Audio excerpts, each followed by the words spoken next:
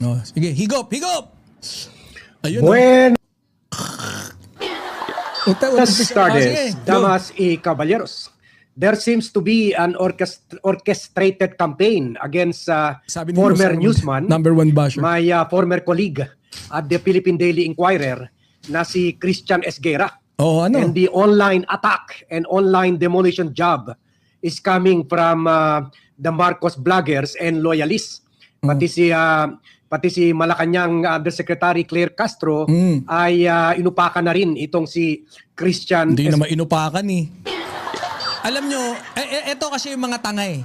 No? Eto mga tangang mga vlogger-vloggeries na to.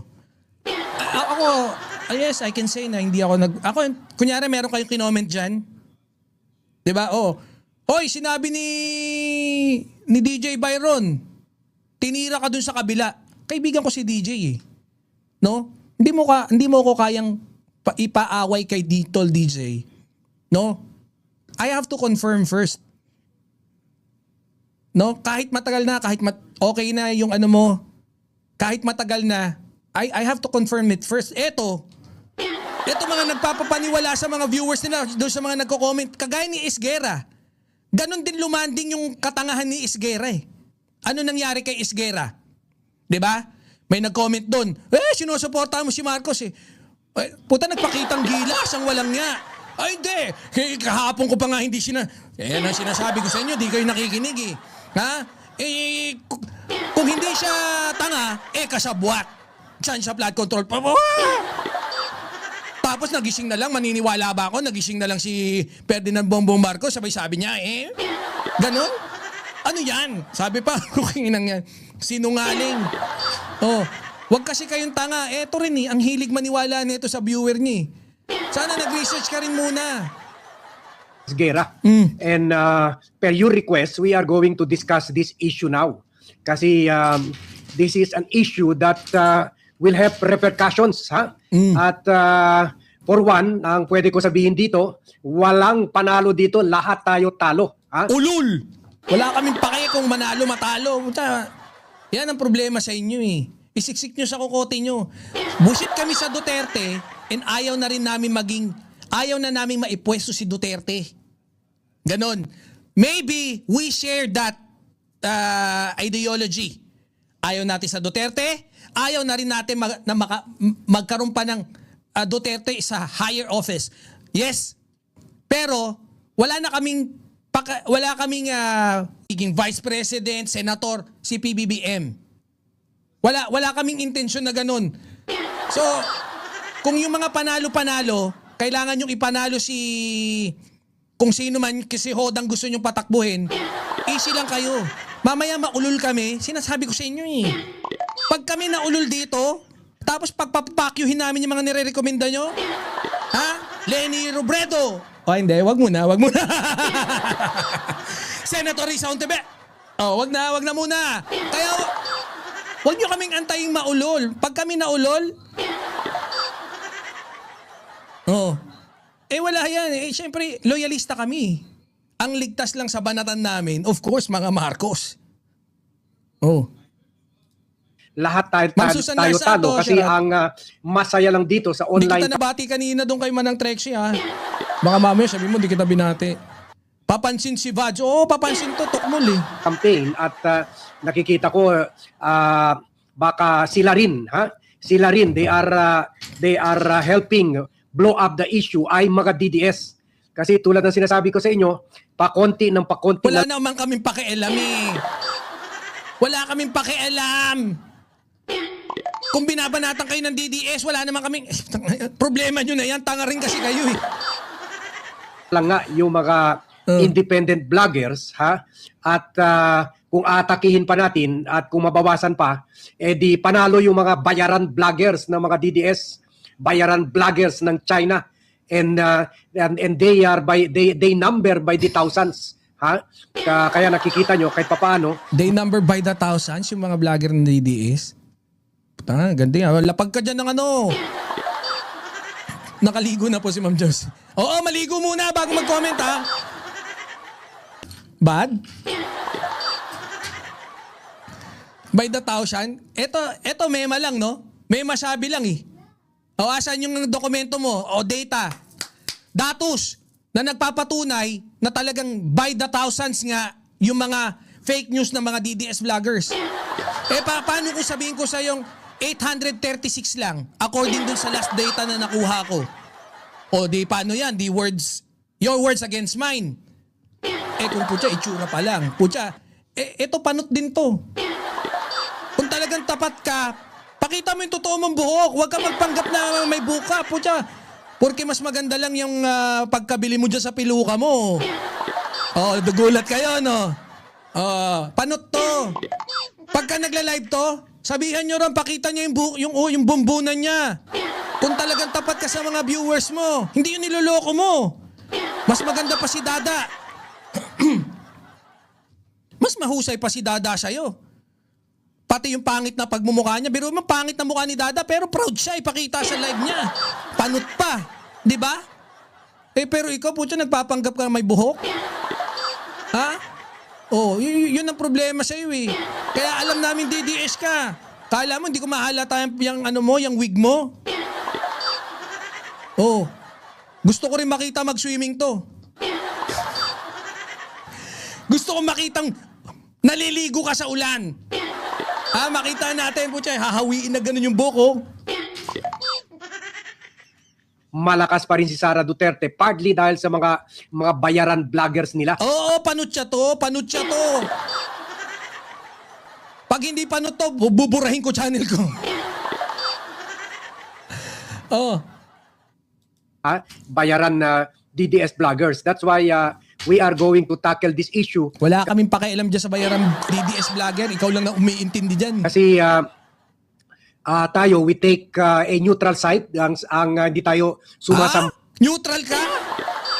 Neutral ka eh. Puro, ang dami mo nang binitawan na fake news dyan. Si Atty. Claire bumanat. Tinatanong lang siya ni Atty. Claire. Ano ang sabi? Ano tanong ni Atty. Claire? Bakit? Asan yung ebidensya? Bakit ganyan ka bumanat, Christian Isguera? Bakit mo sinabihan na tanga si PBBM? Tapos pinapalabas nyo, twist-twist pa? Wala rin niyang kwenta si Bad. Laging galit kay FL, kaya nag-amsab. Oo, pagka mga ganito itsura, putya. Nakita nyo naman itsura neto ni Vad. Putya, itsura pa lang, sinungaling ni. Alam mo yung in-check na laging ginugulpi sa Kung Fu movies? Ganun itsura ni Bad eh. Diba? Oh. Either ang mga Duterte, sa mga Duterte o kaya sa mga Marcoses o kaya kay Leni Robredo o kay Isko Moreno, lahat yan binabanatan natin. Kahit si Isko Moreno nung nagpakain siya ng mga INC, ng mga rallyista ng mga INC sa Manila nung nagrally sila diyan para pabaksakin. Sana binabanatan mo si Christian Isguera. 'Di ba? Bakit? Tinawag niyang tanga or kasabwat eh. Marcos administration, binanatan natin pati si Isko. Dahil tayo dito sa channel natin, ang sinasamba lang natin ay Diyos at ang... type nyo dyan, no to Dilawan. Pucha, para makita nila. Pinapanood tayo niyan ni ng mga kupal na dilawan na yan. Type nyo, no to Dilawan ha. Inang bayan. The motherland. Kawawa na talaga si motherland. Wala siya pang bayad sa mga vloggers. Ang mga Duterte, limpak-limpak na pera. Pinapapunta pa nga sa China na libre for almost a month ang mga vloggers. Bla bla bla bla bla bla. At yung sila President Bongbong Marcos naman, siyempre maraming pera ang Malacanang. Pera natin para bayaran yung mga Marcos vloggers. Fake news. Meron kang ebidensya diyan, Vad? Eto pinapanood nyo? May masabi lang? Ito yung ano nyo? Ito, isa rin tong tanga na to. I-highlight nga natin. Pag ang mga tanga ganito, hina-highlight to, Brad.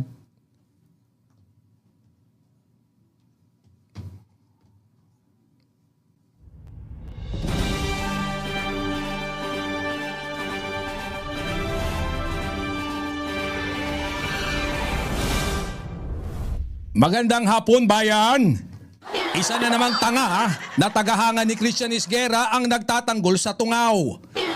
Ang pangalan niya po ay Emmanuel Isabel 2542. Yan po.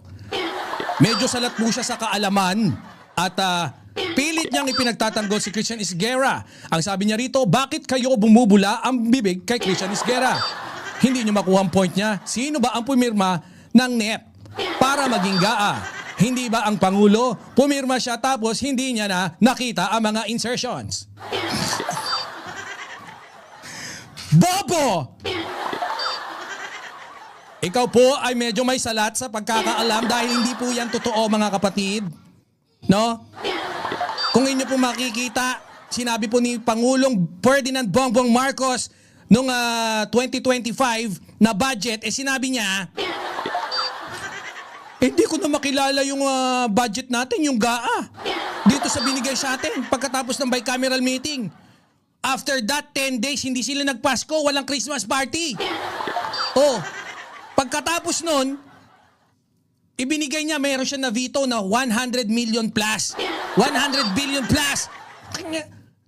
Ano alam mo? Tungaw. Pucha, nakakahiya, pinagtatanggol mo si sa akin, tapos yan lang yan ang bit-bit mo. Betlog. Yan ang problema sa'yo, Brad. Huwag ka mo kamot itlog ka muna sa tabi. Huwag kang masyadong papansin dyan. Puta, yan lang pala yung bala mo eh. Tutungaw-tungaw ka, na-highlight ka tuloy. Oh, pasok.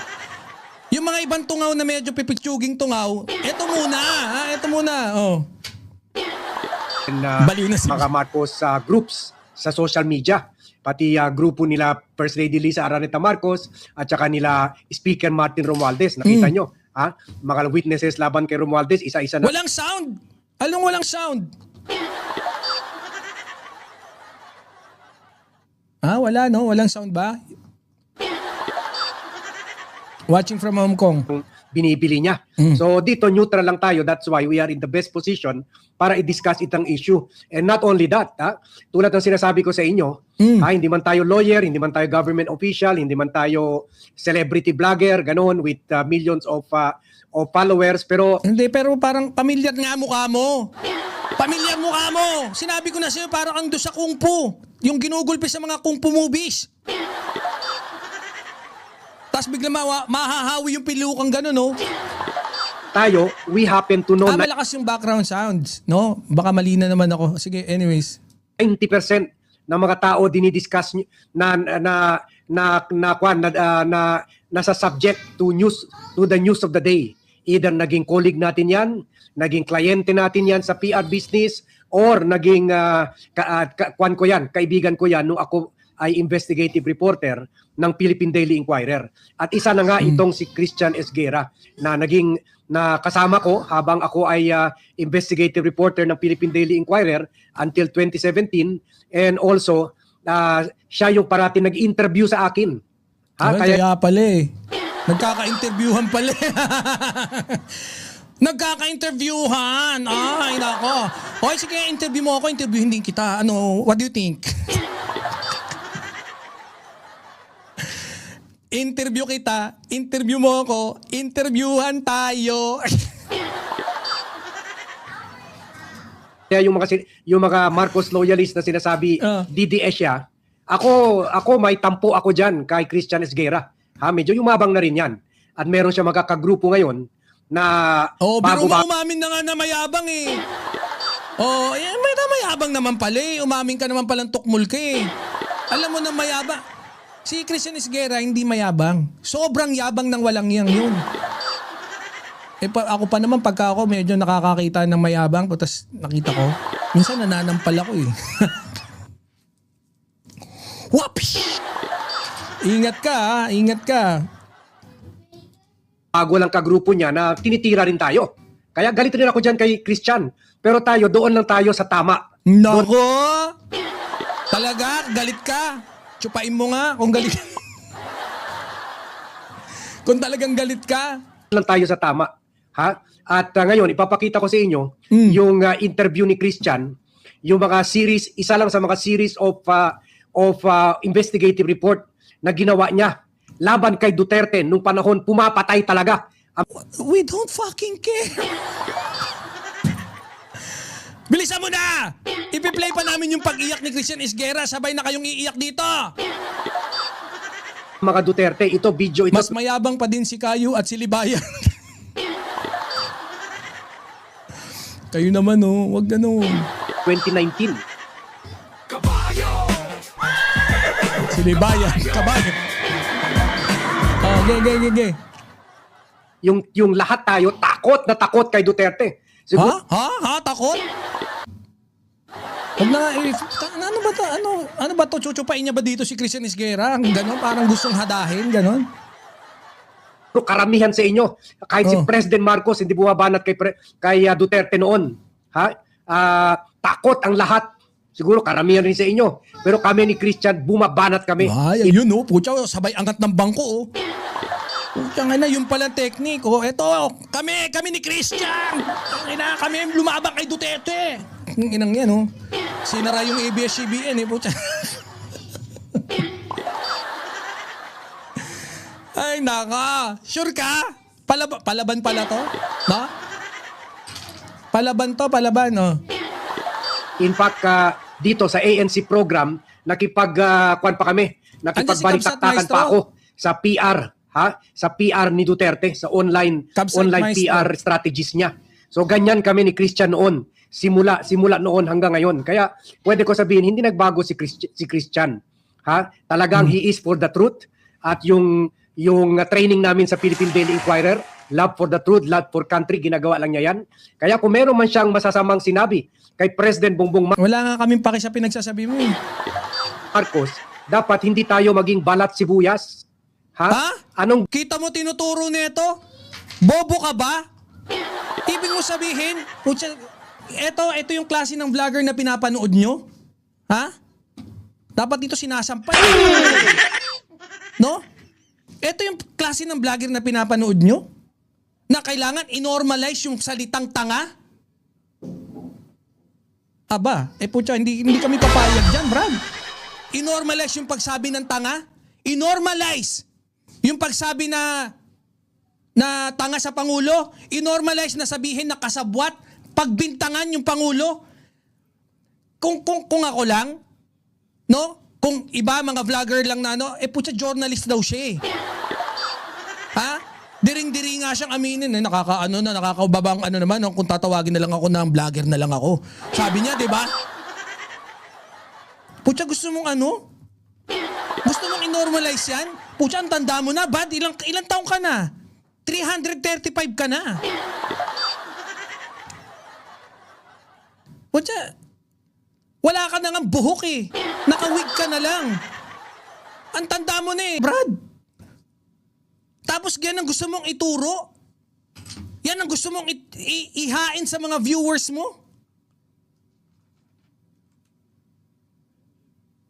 Na, okay lang. I-normal natin yan. Okay lang yan, sinabihan ng Pangulo, yung mga presidente. Kasi sinabihan naman ni Esguerra na tanga si Duterte. Sinabihan din ng tanga si Pinoy. Sinabihan ng tanga si Gloria Macapagal Arroyo. Consistent sa pagsasabi ng tanga. Okay yan, normal, number one. Pucha, yan ang gusto ni VAD. Oh, Boss White Tiger, maaga tayo. Ganito na lagi yung time natin. Maaga kasi. May time ako eh. Pag gabi, mapupuyat ako. Pagka maaga, mas maganda. Shout out, Boss White Tiger. Biruin mo, gusto i-normalize oh. Hayop po, ang tanda na nito eh. Pero you don't expect that from mga matatanda, no? Na tapos, iniisip nyo matalino naman si VAD, di ba? Definitely, he will not reach this status para maging bobo lang siya, di ba? May utak naman tong tungaw na to. Ang problema lang, no? Bias ka kasi, Brad. Ganun talaga eh. O, sila na magaling. Kayo na magpresidente! Sabi ni Ma'am Jocelyn. gusto nyo? Itago natin kay Presidente ang boses ng tao. Itago natin kay... Bakit? So, ayan, putya. Tingnan nyo. Oh, tanga ka, VAT, tanga. Oh, yan, sabi ni Mama Helen Tersorero. Tanga ka pala, VAT eh. O bakit? Itatago mo ba yung boses ng mga loyalista? Sa pagtawag sa'yo na tanga? Oh, pag sinabi mo magagalit din niya, sabi ni Boss Larry, totoo naman, sino hindi? Pero mo tawagin kang tanga? Pero yung tanga medyo light nga lang yun eh. Yung mas mabigat dun yung pagbintangan mo. 'Di ba? Mas yung pagbintangan mo siya na kasabwat, na mastermind. Tapos wala ka namang ebidensya. Tapos nung tinanong ka, hindi kasi logically speaking, logic lang din pala. Munginang yan. Oh, anak ng tipaklong, DDS ka rin ba? Utak DDS ka eh. Oh. Kay Presidente ang katotohanan, ano ang nasa loobin natin para magaya siya sa tatay niya. Ang tatay niya nag-ilusyon, mahal na mahal ako ng taong bayan. Tanga! Mahal na mahal. Nag-ilusyon daw yung tatay. Ay, naku, naiiyak-iyak pa oh. Feel na feel mo yan, bad? Totoo? Walang yabad oh. Totoo, bad? Ha? Pati yung tatay. Nag-ilusyon daw si Apo Lakay oh. Oh, yung mga loyalista na nanonood pa dyan. Ayan oh. Pinapanood nyo si Vad? Seryoso? Unsubscribe ko na nga tong kupal na to. Unsubscribe. Ako wala akong pakialam ha. Siyempre may mga iba-iba tayo eh. Meron nagsasabi na, hindi ko hinihikayat na mag-unsubscribe. Ako, bahala kayo. Bakit ko hindi sasabihin na mag-unsubscribe kayo? Mag-unsubscribe kayo pagkat tanga. Habang nakasubscribe kayo, ipopromote yung channel niya sa feed nyo. Pag napopromote, madidemonyo kayo. Yung mga ganito kasasamang tao, may hinga ng demonyo to. Di ba? Kung kahit mabait ka, pag hiningahan ka na ni Vado, nag-ilusyon si Marcos. Si Apo Lakay nag-ilusyon na mahal siya ng maraming tao. Kung ang nagmamahal sa'yo, no? Mga abot ng 100, napakadami na yan. Kung merong mga tao na magtitipon sa labas, kese hodang matirgas, kese hodang artista sila, kese hodang mabomba sila ng mga tubig ng bumbero para ipakita yung pagmamahal sa'yo, marami na yun. Paano mo pamamalian, no? Yung claim ni Apo Lakay na mahal siya ng maraming tao kung nakita natin yan sa TV, sa pahayagan. Bakit hanggang ngayon, ilang taon nang patay si Apo Lakay, may loyalista pa rin na nag-i-exist? Paano mo paanohan yan? Ito yung pinapanood nyong fake news peddler, fake news maker. Biruin mo, ilang minuto pa lang. 7 minutes po siya nakapag-generate ka na ng 485 na mga kasinungalingan. Ito pinapanood nyo, tungtungaw na to? Kadiri naman kayo, kabayan. Until 2020, until kaya nauutal pa sa pagsisinungaling. Hayop na yan. Kaya mo yan, Bad. Kaya mo yan. Sige. 1986. Oh. Ha? Yung mga chuchuwa niya, sila Imelda, si Fabian Ber, lahat. Chuchuwa, oh. Putang ano, bastos ang walang yan to. Kung tawagin din chuchuwa yung asawa mo, payag ka? Kita nyo kung gaano kasira ulo to? Tapos pinapanood nyo? Hihingahan kayo nito. Pag araw-araw kayong sinasabihan na ganyan, mabubuisit din kayo kay Apo Lakay. Hindi sinasabi sa kanya yung katotohanan, hindi sinasabi sa kanya yung ano na nangyayari sa bansa kasi may lupus siya, nasa bedridden na siya, na may lupus siya, suffering from lupus, pero itinatago nila yung galit ng tao hanggang pumutok na lang ito ng parang bulkan. Ngayon, saan na si Marcos? Bakit kaya para magkaiba tayo ng mundo talaga, no? Yung mga dilawan, di ko alam kung paano nalusaw ng matanda ka naman na, Vad. Yung mga batang mga dilawan, naintindihan ko kung bakit medyo tungaw eh. Pero ikaw, malamang alam mo naman yung totoong nangyari. Ano ba yun? Para sa'yo ba? Scripted lang yun. Hello, Mr. President. Sabihin mo lang sa amin, i-disperse namin yung mga taong yan. Papatay na. Hindi naman papatay, pero sabihin mo lang. Iutos mo. Wala akong iutos na ganyan. I would like to clear. I-disperse niyo yung mga tao nang walang nasasaktan. Ano yon? Wala lang sa'yo yun? Eto, tungaw din talaga to eh. Fake news eh, no? Saan kaya, putya, anong, ang tanda mo na dapat alam mo yan eh. Wala. Namatay, broken-hearted. Ha? Depressed. In exile. Buti nga, nakabalik pa yung mga Marcoses. Hindi lang yan. Si Joseph Estrada. Bobo ka talaga. Kung hindi siya biruin nyo, no? Puta, magwawala yung mga tao kung di nyo ililibing sa libingan ng bayani. Kayong mga dilaw na tungaw, no?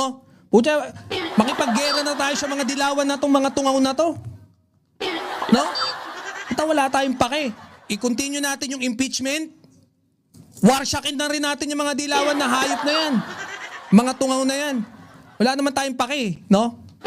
Basta focus tayo sa objective natin. Hindi makabalik sa ma-impeach si Sara, hindi makabalik ang mga Duterte sa higher office. Wala nang Duterte makakatuntong sa higher office. Focus tayo dyan and we don't fucking care kung magkasundo tayo ng mga dilawan o pinklawan na yan. Biruin nyo, no? Ganyan tong mga to. Anti-Marcos. Pero, hindi. Ano kami? Neutral kami. Ulul. Neutral mo mukha mo. Na naging kliyente ko rin. Ganon rin. Mga bitter at nakabalik yung mga Marcos sa Malacanang, sabi ni Ma'am Faye. Oo nga, no? Bitter na bitter eh. Ano pakiramdam? Ano pakiramdam na kahit tutungaw-tungaw kayo na nakikipaglaban, ha? Oh, tutungaw-tungaw kayo dyan na nakikipaglaban para hindi mailibing sa libingan ng bayani si Apo Lakay. Oh. Swerte nyo. Swerte nyo dahil, eto ha, trivia. Swerte nyo dahil ipinalibing na ni Duterte nang mas maaga nung administrasyon ni Apo Lakay. 'Di ba? Ay, administrasyon ni Duterte na ilibing na si Apo Lakay. Pero can you imagine that, tayo mga loyalista rito, can you imagine ililibing si Apo Lakay during PBBM's term? Putya, goosebumps ako. Putya nga na, baka napaka-ingrande nun. Biruin mo, 3 buwan walang pasok. Dahil ililibing Luzon, Visayas, Mindanao, walang pasok yan, 3 buwan. To. Ganun sana ka-ingrande yun. Galing magbaliktot ni Badcaster. Oo, kayang-kaya na itong bumaluktot. Mga kamag-anak niya, itinago sa kanya yung katotohanan. Yung galit ng tao sa kanya. Yung mga Ayop pa, kala mo talaga, kala mo ka-close na mga Marcos tong tungaw na to. Tinago kila PBBM, itinago kay Apo Lakay.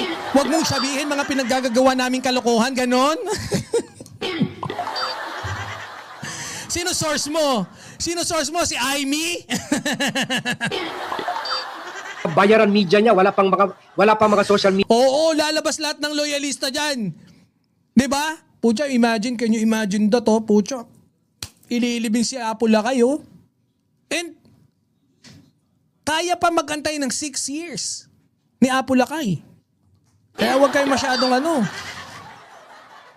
Alicia Duran ng M. Cervera Forever. Shoutout po. Media noon.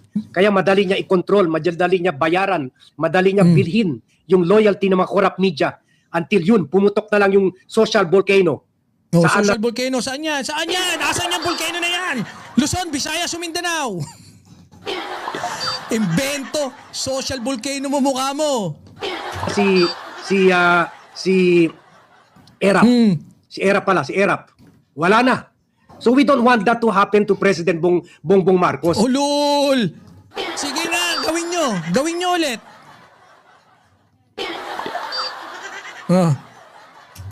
So kung meron kang neutral vlogger, o hindi naman talaga very neutral ito si Christian Esguerra. Oh, ano ba talaga? Neutral o very neutral o kupal? Gago, no? Ganyan kaengot to si Bad. Ganyan kakupal. Ganyan kaengot. Putya, it's a matter of seconds. Diba? Segundo lang yung pagitan. Binawi. Okay na, parang sino ka? Si Gutesa?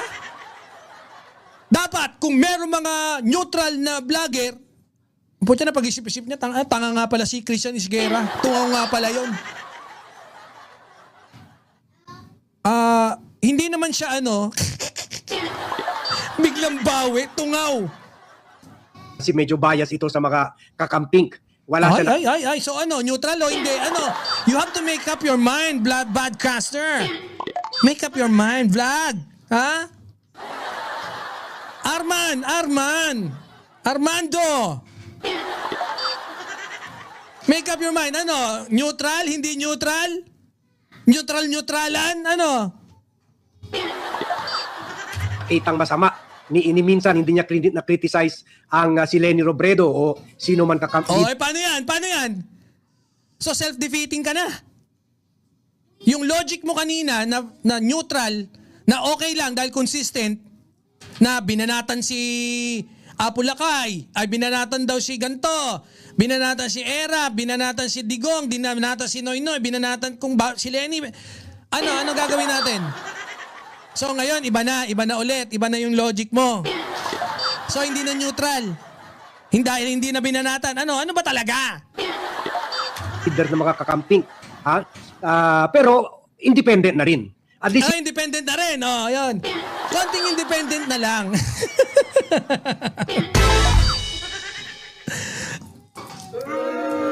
Boo! Anak ng tipaklong, Tanga ka or kasabwat ka? Ano, bad? Ha? Kung hindi mo alam na hindi siya neutral, it's either tanga ka or kasabwat ka. Ano yan? Pagising mo na lang? Ha? After ilang years, sasabihin mo, hindi pala neutral si Christian Isguera. Ano yun? Aminin mo, it's either tanga ka or kasabwat ka ni Christian Isguera. hindi bayaran. Oh. Hindi bayaran sa mga Marcoses, hindi bayaran sa mga Duterte. Sa akin okay na yan eh. Kahit down the line. Okay na sa kanya kahit hindi bayaran ng Duterte, hindi bayaran ng Marcos. Pero kampi siya sa Pink. Baka bayaran ng Pink? Make up your mind, Brad. Pucha, Ito yung pambato nyo. Natungaw. Wala to. Tutungaw-tungaw lang to. Tanga, magkasabulan. Both, no? Both or both. Tanga ka ba or kasabwat or both? Pagkakilala ko sa kanya, yumabang na rin kasi parati niya ini-interview itong PR, hindi ko na lang banggitin yung pangalan, na pinaka-insecure na PR na sumikat lang sa pagka-PR dahil ang tatay niya ay kilalang PR na magaling man talaga. Sino? Si Barry? Baka si Atty. Barry. Ay nako, yung inggit tsaka sakit. Pero bad naman. Imbis na let yourself be free, from hatred. Pakawalan mo yan, yung pagiging masyado mong magagalitin. Ugaling kupal yan. Magaling kang kupal ka. Pag yung ugaling kupal, wag mong gagawing yan, wag mong gagawing pang araw-araw ba, no? Magaling talaga. Pero kung nag-onboard ito, nagpapa-interview kay Christian Isguera, Boss Papa ako Trick, binabanatan. Kasi ako yung nagpapanalo kay Mayor Joy Belmonte. Ay, pucha, ayop ha. Wow. Wow, alright. Hindi ba yung mga tao sa Quezon City nagpanalong kay Ikaw na talaga, carry niya. Wow, very good, palakpakan.